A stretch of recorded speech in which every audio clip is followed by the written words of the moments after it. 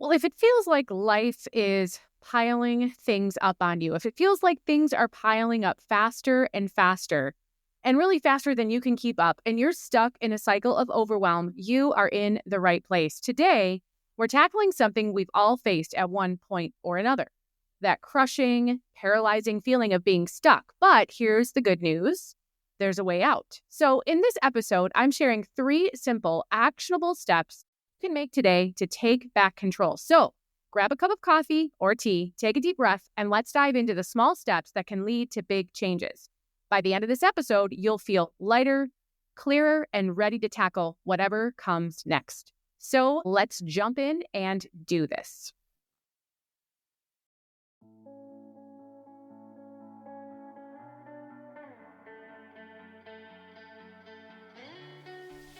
Well, hey there, I am Jennifer Roskamp, a certified life coach and homeschool mom of 9 who is passionate about helping women just like you embrace the here and now while also being focused on creating the life you actually want. As a midlife mom in her 40s, about to be a mom in my 50s, I've realized that it's so easy to lose yourself in caring for your family, your home, and all the things. Until one day you realize you're not even sure who you are anymore or what you even want in life. So on this podcast, we're going to work on managing yourself well so that you can manage all of the other things and people well too. So let's dive into what it means to manage your home, your time, your family, and yourself well. This is the Intentional Midlife Mom podcast.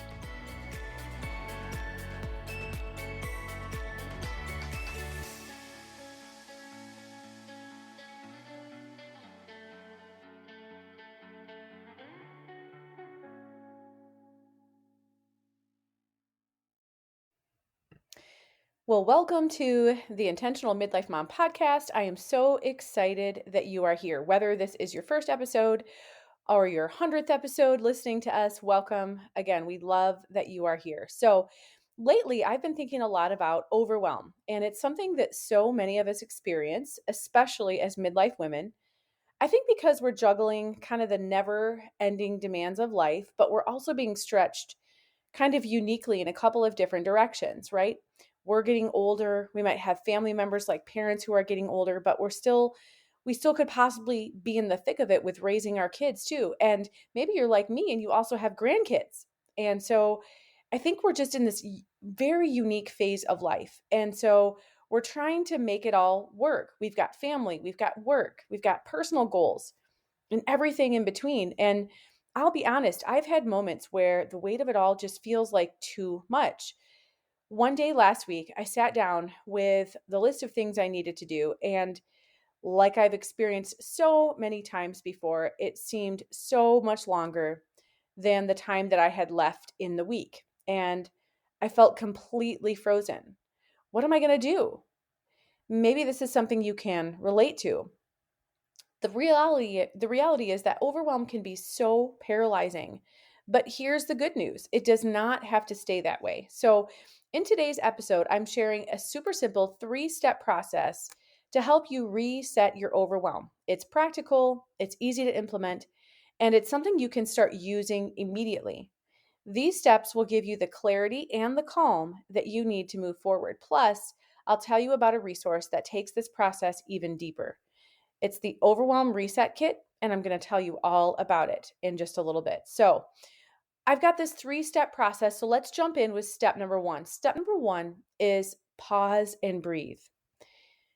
This matters because when we're overwhelmed, our minds and our bodies are often in overdrive. And if you were with me in the Rewire Your Habits class accelerator, that is my science backed class that is all about how to set yourself up for success with habits, how to create them, how to set them up, how to set yourself up for success, how to get back on track when you fall off. And it's all science backed. And while I was doing the research for that class, I learned so much about science. And I found I was actually kind of excited about science. Back when I was a student, science wasn't really one of my favorite subjects, but I was fascinated because in my training as a life coach, I did learn a lot about the brain, but to go even deeper, more into the physiology of it, I was so fascinated. And so it's kind of with that in mind that I know that when it comes to feelings of stress and overwhelm, that pausing and breathing really, really helps. In reality, when we are in overwhelm, we're really stuck in fight or flight mode, right? Fight or flight. It is your brain is wired for survival. And of course, we need to have a mode or a mechanism that we can our brain can transport our bodies to so that it can stay alive. That survival mechanism. And the fight or flight mode is that.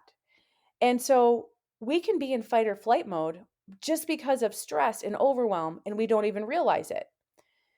Pausing and breathing is the quickest way, again, from a physiological standpoint, it's the quickest way to reset your nervous system. And I know it sounds kind of too simple to work and maybe a little bit woo woo, like pausing and breathing, right? But trust me, it's powerful. So, I've got 5 ways in which breathing resets the nervous system. Again, going a little bit into the science here because it just helps ground everything we're talking about here today. So, the first thing that breathing does to reset the nervous system is that it activates the parasympathetic nervous system. So, when it comes to your nervous system, I'm going to take you back to science class. And the interesting thing is, I was just talking about this in the last month or so with my 2 6th grade homeschool students. We were talking about your nervous system and the fact that you've got the sympathetic nervous system and you've got the parasympathetic nervous system.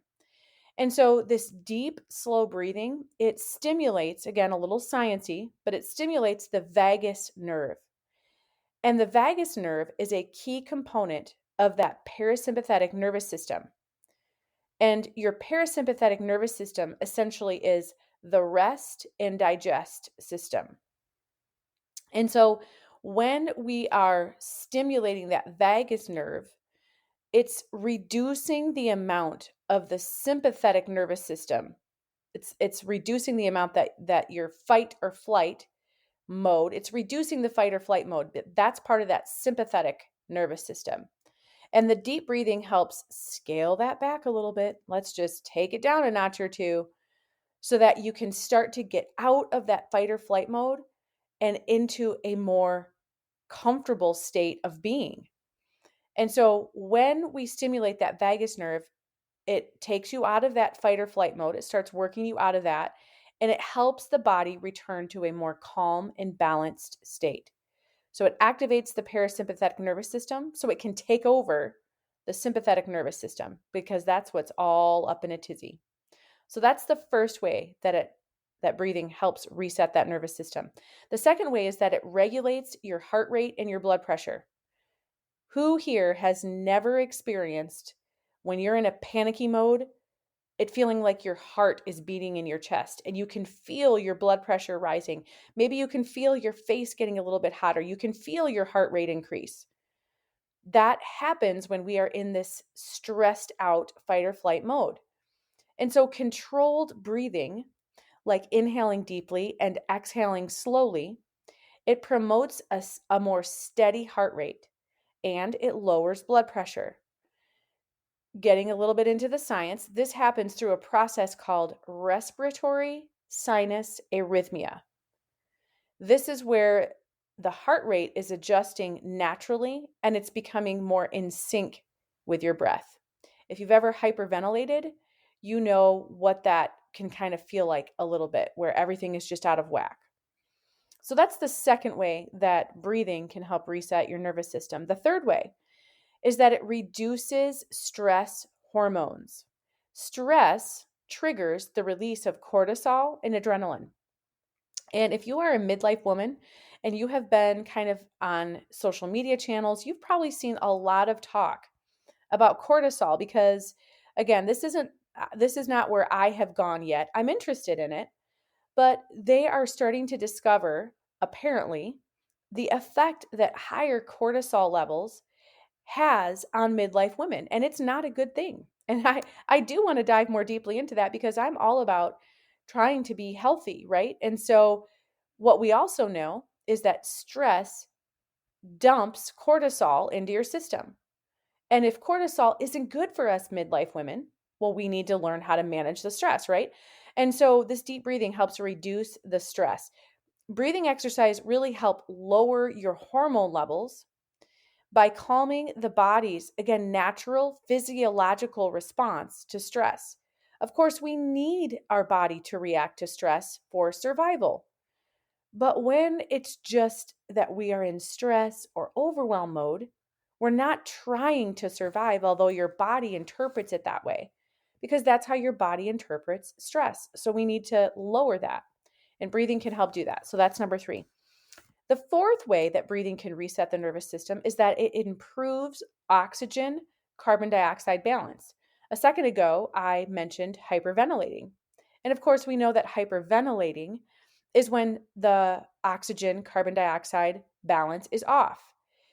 When we have shallow, rapid breathing, which we often can have when we're in panicky stress mode, it can disrupt the oxygen carbon dioxide balance in the blood. And then this only leads to more feelings of panic or dizziness. And so, deep breathing using your diaphragm, deep breathing restores this balance, which promotes feelings of calm and focus. And then the fifth way that deep breathing can help reset your nervous system is that it enhances this mind and body connection or awareness. Conscious breathing brings your attention to the present moment.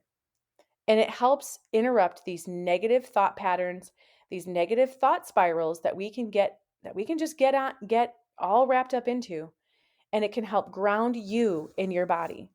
It's a reason why deep breathing is part of things like meditation and yoga, right? These are very much things that are designed to reset you. So I want to take you through a skill of deep breathing. It's a skill called box breathing. And it's where we're going to be inhaling, holding, and exhaling in a very intentional way. Box breathing is effective because it provides structured control over the breath, and it also gives the nervous system time to recalibrate. And finally, it helps promote a sense of stability and focus, which can help reduce that anxiety or that stress level. So, right now, let's do this together. Now, if you're driving or if you're busy, just listen and come back to this exercise later when you can sit quietly. Again, I'm going to ask you just to come with me on this little journey here a second. Yes, we're going to be practicing some breathing here on the podcast, but again, it's going to be so helpful for you to know, for you to go through this a couple times so that you'll know how to use it to reduce that stress and anxiety. So, here's what we're going to do. Take a deep breath in through your nose and hold it. Well, we're going to do this over 4 counts. So take a deep breath in. 1, 2, 3, 4. Hold it for 4. 1, 2, 3, 4. And exhale slowly through your mouth for a count of 6. 1, 2, 3, 4, 5, 6. So let's do it again. Inhale for 4. 1, 2, 3, 4. Hold for 4. 1, 2, 3, 4. And exhale for 6. 1, 2, 3, 4, 5, 6. So now you've had a little bit of an experience with it. And I do find it's helpful to close my eyes. And it's helpful too to close my eyes and visualize myself in one of my happy places. And for the most part, that's the beach for me. Maybe it's the woods for you. Maybe it's the beach. Maybe it's something else. But closing your eyes can, again, really just help you go kind of block out all distractions, block out the world around you, and just focus on what you're doing. So that's the technique of box breathing. And I suggest that you make this a daily practice. Set a timer for 1 to 2 minutes each morning, or whenever you feel like you need that break, or when you feel like you have overwhelm creeping in. It's really like hitting a reset button for your brain. Now, if you're one of my coaching clients, you are familiar with the morning bookend. This is one of the morning rituals that we do. This is something we do every single morning, and it helps us anchor our mornings by spending this time in the morning. It helps us anchor our days. And then we do the same thing. We have also an evening bookend in the evening, and it helps us again, anchor our evening. It helps us start and end our day with intention. And so you could make this, if you're using the morning bookend, you could make this part of your morning bookend. This box breathing technique, where every day, again, spending 1 to 2 minutes just grounding yourself and setting yourself up on a calm, in control note. This can only bring goodness to your day. I promise you taking the time to do this whenever you do it. But especially if you do it in the morning, I promise it's not going to be something that you say, I wish I wouldn't have spent the time doing that, right? It's totally going to help you approach your day, start your day from a point of calm and in control. And that's so, so important. So, step one is deep breathing, okay? Pausing and taking these deep breaths. Step two in getting out of that overwhelmed, panicky state is to do a brain dump. So, here's why this is something that's worthwhile.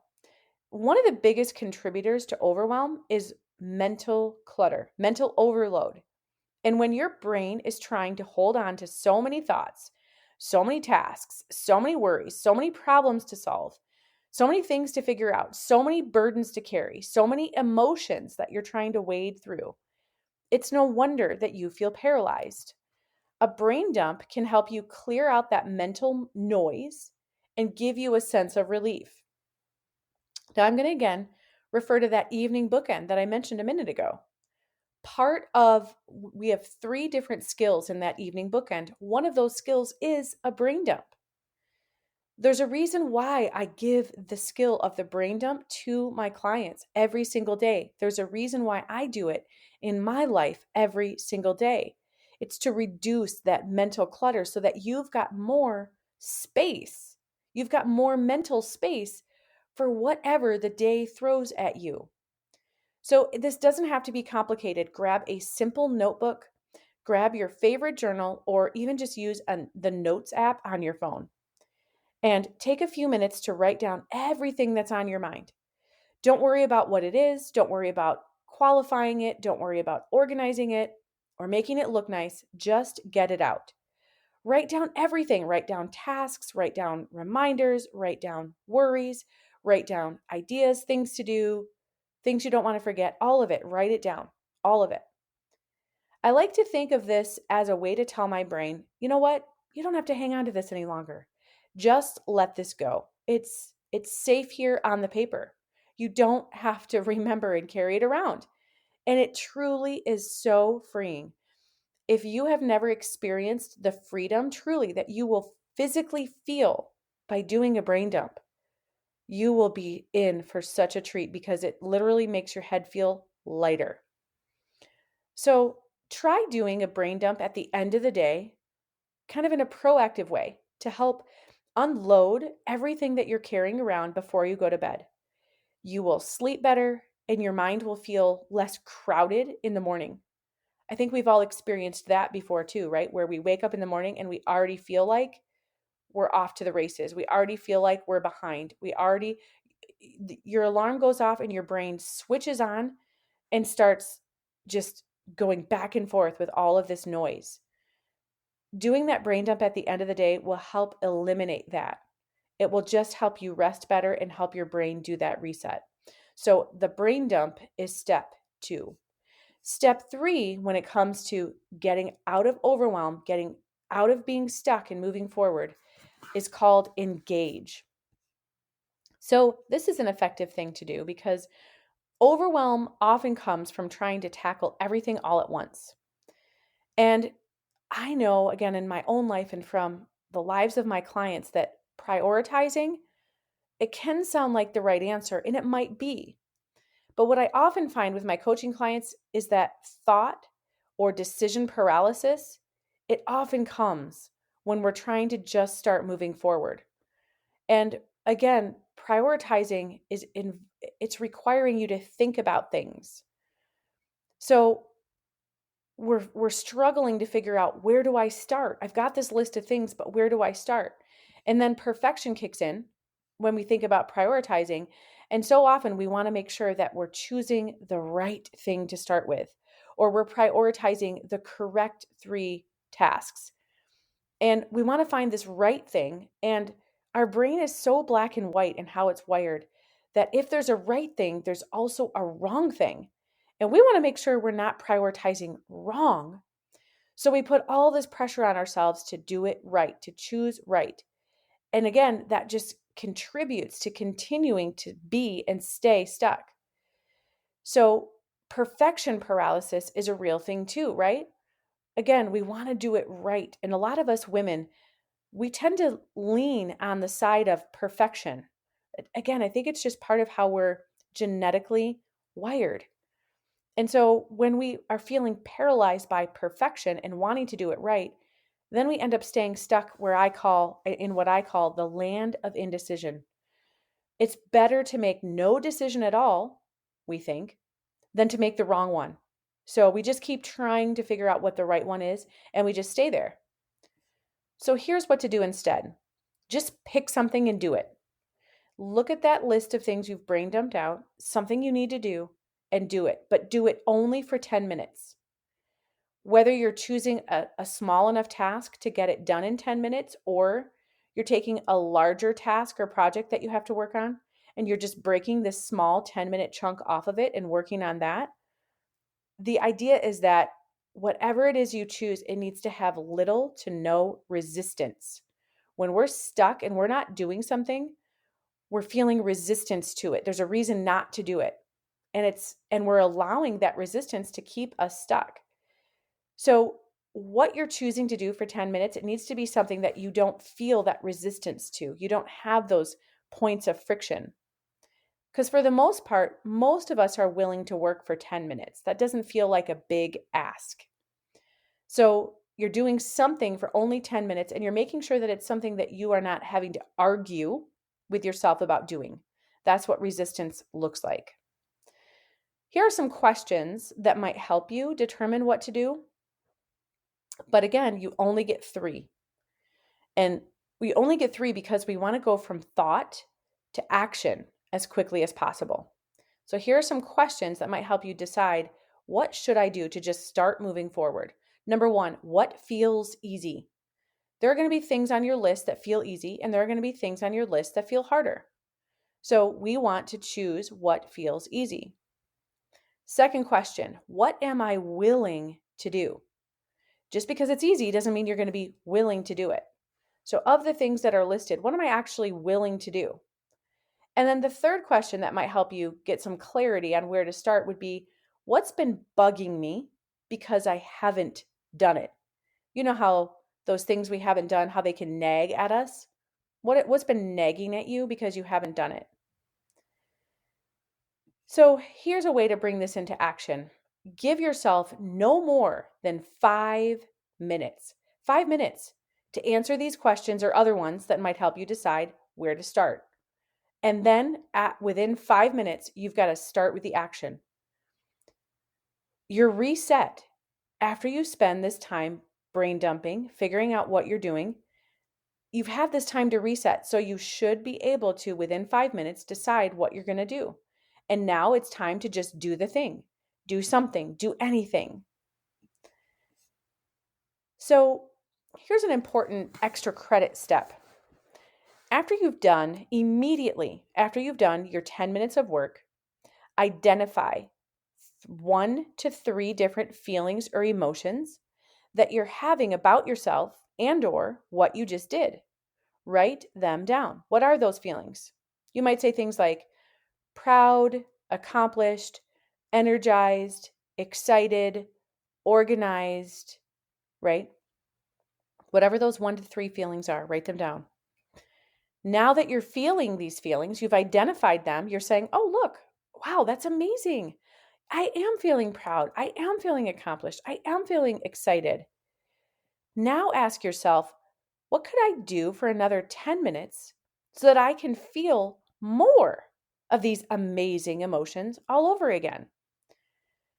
I know from the science research that I've done and teaching the habits class last week, and if you were in that class, you know that your brain wants to repeat the things that bring it feelings of good, positive feelings. When your brain identifies, oh, these are good feelings, your brain by default says, I need to do more of that. I want more good feelings. And so when you have identified those 1 to 3 feelings, you're going to want to do more. The second step with this follow up in this extra credit is just to, again, remind yourself, hey, I want more of this. What could I do now that's going to bring me more of these positive feelings? Ask yourself. And then follow the same process to work on something for another 10 minutes. So you've done your first 10 minutes, you've thought about your feelings, you've identified what could I do again that will help me get more of these feelings. You do that thing. You sit down and you say, what are the feelings I'm having now? What are the 1 to 3 feelings I'm having again? Identify those. What are those? And then you're going to repeat one more time. Ask yourself, what is one more thing that I'm willing to do so that I can experience these amazing feelings again? Choose your one thing within 5 minutes and move forward. And maybe you'll have to ask yourself those questions again. What feels easy? What am I willing to do? What's been bugging me? Maybe you need to revisit those questions before you decide on each thing to do. But you only get 5 minutes, and you're going to start doing the thing within that 5 minutes. So you've now followed that same process 3 times, and you've gotten 30 minutes of work done, because 10 minutes, 10 minutes, 10 minutes. And now you have moved out of overwhelm, out of being stuck with these 3 simple steps, and you're on the path towards movement, towards progress. And all progress is progress. So immediately following that third time, when you've done that third 10 minutes of work and you've identified those feelings, immediately after, I suggest giving yourself a meaningful reward. In Rewire Your Habits, we talked about meaningful rewards and how they really serve as such a good motivator, again, for you to do the same thing again. If your brain understands doing this work and experiencing these feelings and getting this reward, why wouldn't I want to do this more? Your brain is going to make it easier for you to stay on the trajectory of movement and progress rather than going back to staying stuck and getting stuck and paralyzed and overwhelmed all over again. So let's quickly review the 3 steps you need to reset your overwhelm. Number 1, you need to pause and breathe. Give your brain and body the space to reset. Number 2, do a brain dump. Clear out all of that mental clutter and create some room to think. Number 3, execute. Choose what you're going to execute on. You've got some questions that might help. Avoid prioritizing. We want to just get to doing the thing. So execute. 3 different rounds. Executing, identifying feelings and emotions. Executing, identifying feelings and emotions. Executing, identifying feelings and emotions. And then that meaningful reward. It's going to reset your whole trajectory by getting out of overwhelm. The reality is, it's okay to feel overwhelmed sometimes. Life can be heavy, and we've got lots we've got to figure out, and we've got moments where it feels like too much. The important thing is to recognize that when you're stuck, you need to start by taking small, intentional steps to reset. You're capable of doing this, and I'm here to help remind you that you're not alone in this journey. So if you found this episode helpful, first of all, share it with a friend. You've got friends who are stuck in overwhelm. She needs to hear this too. So share it with her. And if you've enjoyed this, and if a friend has shared this with you, welcome to the Intentional Midlife Mom podcast. We're excited you're here. You're going to love, if this has resonated with you, you are going to love the Overwhelm Reset Kit. I've got it linked in the show notes below. This is packed with tools and resources to help you reset your overwhelm whenever it hits. It's kind of like having a personal coach. It's like having me in your back pocket. So check out the show notes to grab this free Overwhelm Reset Kit. And also, again, if you know someone who could use this Overwhelm Reset, share this episode with them. They need it too. So thanks so much for spending this time with me here today. We love that you are here. We'd love anytime you leave us a review wherever you're listening to this podcast. Leave us a review. It's what helps. It's what helps people find this podcast, and they need to hear these amazing things too. So until we talk again, make it an intentional day.